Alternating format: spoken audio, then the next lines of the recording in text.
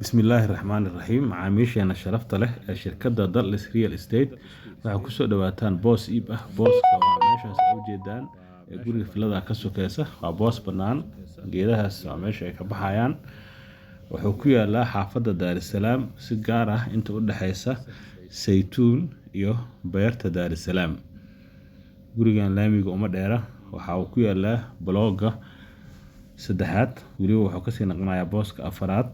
insha Allah qiimaha lagu rabo gurigan waa $65,000 Mareykanka ah wuxuu ku yaalaa meel deegaan ah sida idin muuqato gurigaas darbiga ah waa laba boos dhinacan kale waxa ka dhisan guri kale sida aad muuqaalka ugu jeedaan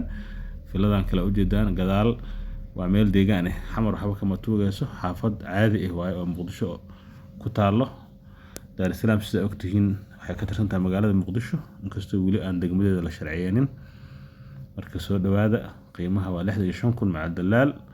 dokumentiga waa nadiif wassalaamu calaykum waraxmatullaahi wabarakaatuh